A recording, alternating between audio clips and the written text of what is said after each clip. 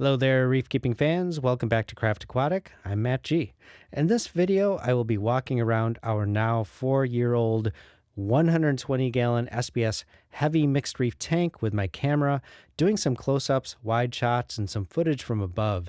This is another one of those videos where I will not be doing any editing, just one long shot, while I share my thoughts about the coral, observations, wishes, perhaps some ideas and predictions about where this reef will be a year from now. So let's get right into it.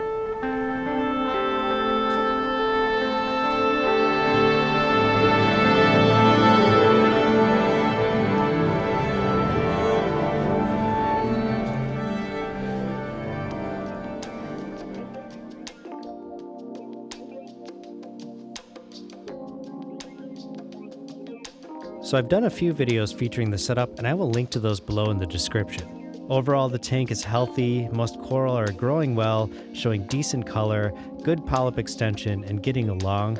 The fish are happy and healthy, maybe a little bit chunky. For that and a few other reasons, I have been reducing feeding slightly.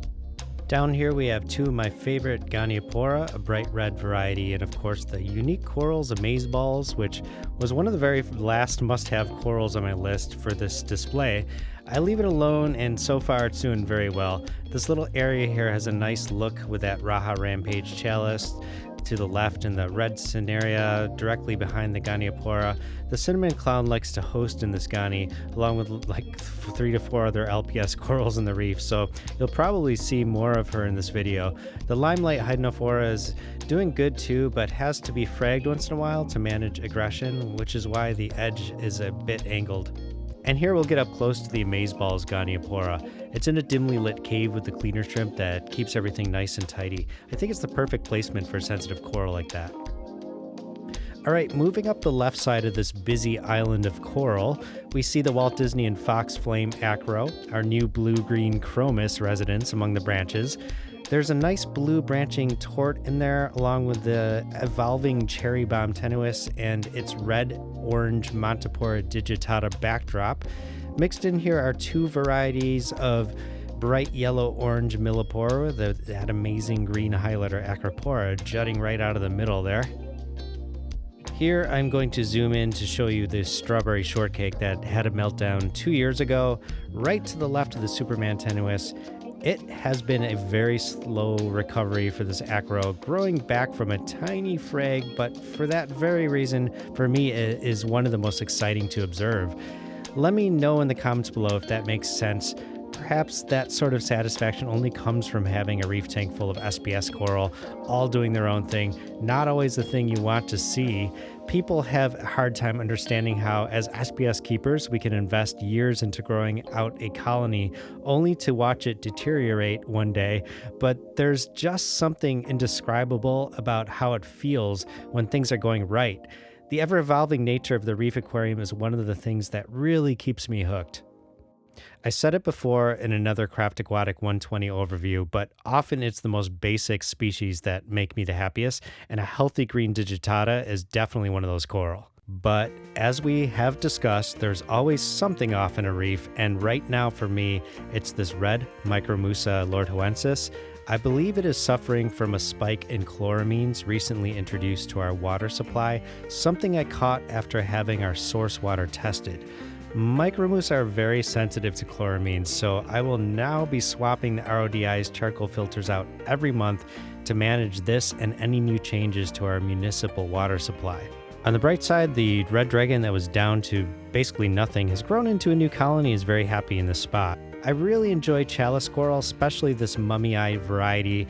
There's also a Frankenstein bounce mushroom right above that tiny frag of jellybean chalice, along with the beautiful lime green Goniopora. I feel like Gonis are one of those coral where when the green is just right, it's stunning. It's newly introduced, so we'll see how that one does. And here too, wild chalice coral. I've had it in my care for many years now, and there's a little OG bounce tucked in there that made its way from the mother colony over into that little cave. Moving up this island of coral on the right side of the tank, still loving that Space Invader Pectinia right above the red-orange Setosa. Again, there's a lot going on here, but everything seems to fit in nicely. It's hard to capture the 24-inch depth of this 120-gallon tank in a simple video.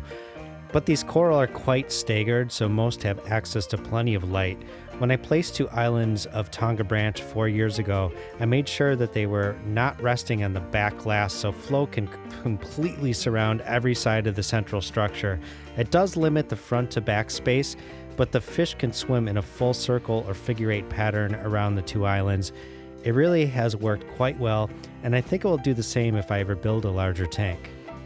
In this shot, middle of the frame, is the only coral I have named so far, the Aquatic Multimedia Millipora. I sold the first ever frag of it recently and have one reserved for my reef buddy Mark. I've spent the last 3 years making these Aquatic videos to share the knowledge that I have gathered over my 25 or so years of keeping reefs, but these tank overviews, these videos are definitely as much for me as they are to share with you. I find myself looking back on the progress of this tank, each fish and coral that lives in it, and it offers some insight into what I am doing right and wrong, where things worked and where they did not. Often it's not that I should be doing more, but maybe sometimes I should be doing less. I think a good example of that is how much changed when I implemented the auto water exchange system.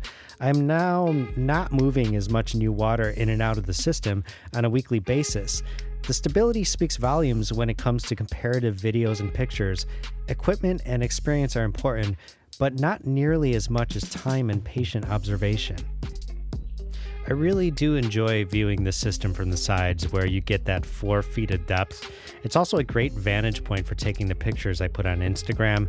I do in fact have an Instagram account and put at least 1 or 2 pictures a week up, so if you enjoy reef updates through pictures, please do follow Craft Aquatic on Instagram. Apologies for the bumpy camera work here, but I did want to challenge myself to pull off a decent video in one complete shot, so I think I'm just going to leave everything as is with no edits. It's kind of neat anyway, because this is sort of how I move around the aquarium at least 2 to 3 evenings per week to check on everything and just enjoy the coral and fish. The light is typically on the blue side when I get around to enjoying the tank at night, so you're getting a pretty realistic glimpse into my evening routine.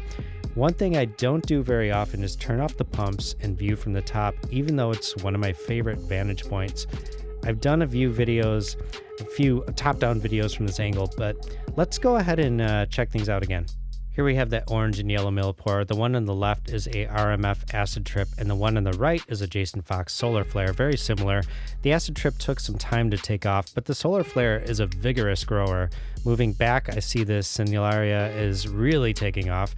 I recently placed a Pinky the Bear frag on the Reef Rax ledge, along with a Rainbow Montipora and Setosa frag.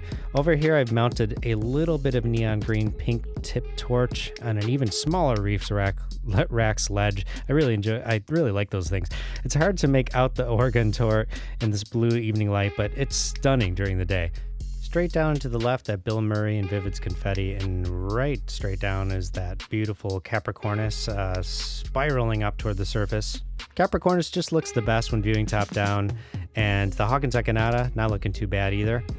I'm sure most of you recognize the Jason Fox Homewrecker Tenuous. It has really taken off and is just spectacular. Down to the right, the orange passion is just as stunning, and the plating coral just above the green Stylophora is the Voodoo Magic. Here, again, you can see the Craft Aquatic Multimedia Millipora from above, flanked by some beautiful neon green Ori Spongotes, and the plating coral to the left is a Voodoo Magic that decided to really take off recently. I've been slowly fragging the bubblegum digitata in front of it and selling off chunks to make the Voodoo Magic easier to see when viewing from the front. This entire island is just very nice to look at from this angle. It feels like what one would see looking directly down into a living reef in the wild. I suppose that is exactly what we are going for as reef keepers, having that little slice of ocean in our homes. It's something special that most people will probably never get to see in their lifetimes. So when I have guests over, especially kids that show an interest, I really try to take some time to answer their questions and explain not only what is happening in this reef aquarium, but how it connects to the ocean's reefs. I believe it really inspires us to reconsider some of the decisions we make that might cause harm to our oceans, and sort of frames up nature's beauty in a way that is immediately tangible. As far as the future goals for this reef, I think I just want to see how long I can keep it going by managing coral growth through monthly trimming. I'm not really one to need bigger and better or fancy new equipment. I am, however, slowly upgrading the vital components as needed to equipment that I can monitor and control while away. But for the most part, when I find something that works, I tend to stick with it and just try to make micro improvements. That's it. Thank you for watching Craft Aquatic. I'll catch you in the next video.